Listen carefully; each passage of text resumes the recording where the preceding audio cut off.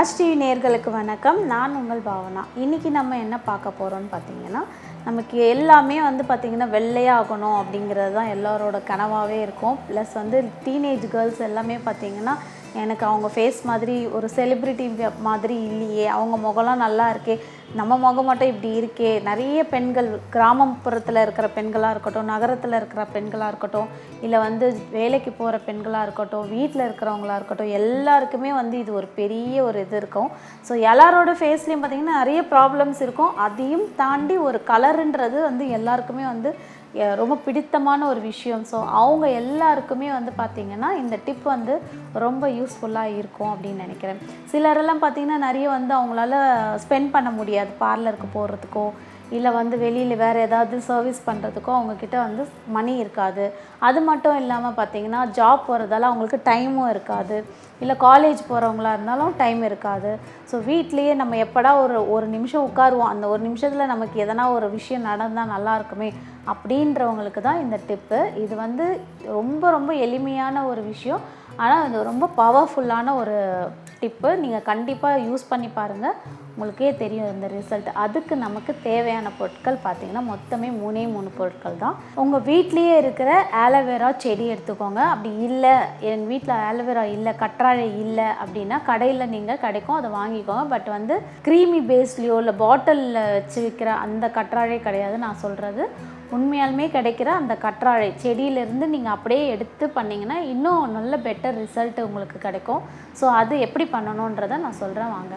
இதுக்கு பச்சை பருப்பு இருக்கு இல்லையா, பச்சை பயிர் நீங்கள் ஒரு 3 டேபிள் ஸ்பூன் எடுத்துக்கோங்க, இல்லைன்னா ஒரு 50 கிராம் எடுத்துக்கோங்க. 50 கிராம் நல்லா தண்ணி ஊற்றி கழுவி ஒரு 2 மணி நேரத்துலேருந்து 3 மணி நேரம் வரைக்கும் நல்லா ஊற வச்சுருங்க.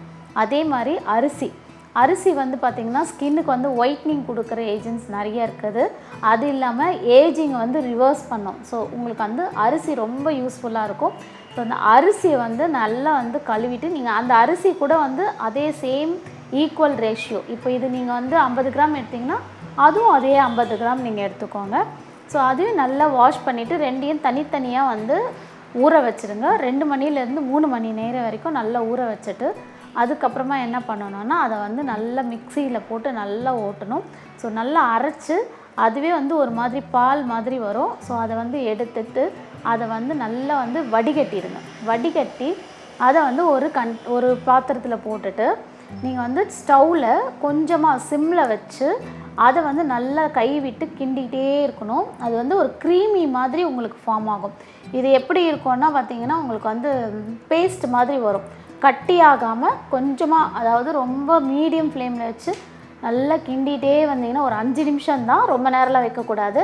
ஒரு 5 மினிட்ஸ் வச்சு நல்லா கிண்டிகிட்டே வரும்போது உங்களுக்கு நல்ல ஒரு பேஸ்ட் மாதிரி ஒரு ஃபார்ம் வரும் உங்களுக்கு. அந்த டைமில் நீங்கள் ஸ்டவ் ஆஃப் பண்ணிவிட்டு சூடு ஆறுற வரைக்கும் நல்லா கிண்டிகிட்டே இருங்க. ஆறின பிறகு ஆலோவேரா ஜெல் ஒரு 2 டேபிள் ஸ்பூன் எடுத்துக்கோங்க, இல்லைனா ஒரு 3 டேபிள் ஸ்பூன் எடுத்து அதோடு நல்லா மிக்ஸ் பண்ணி நல்லா பீட் பண்ணணும். நல்லா மிக்ஸ் பண்ணிங்கன்னா உங்களுக்கு ஒரு க்ரீமி டெக்ஸ்சரில் கிடைக்கும். அதை ஒரு கண்டெய்னர் பாக்ஸில் போட்டுக்கோங்க. அந்த பாக்ஸை நீங்கள் ஃப்ரிட்ஜில் வச்சுக்கோங்க. டெய்லி நைட்டில் உங்களோட ஃபேஸில் அப்ளை பண்ணுங்கள். உங்களுக்கு டைம் எப்போல்லாம் கிடைக்குதோ நீங்கள் அந்த டைமில் அதை யூஸ் பண்ணுங்கள். ஒரு 5 to 10 மினிட்ஸ் இல்லை 15 மினிட்ஸ் கூட விடுங்க.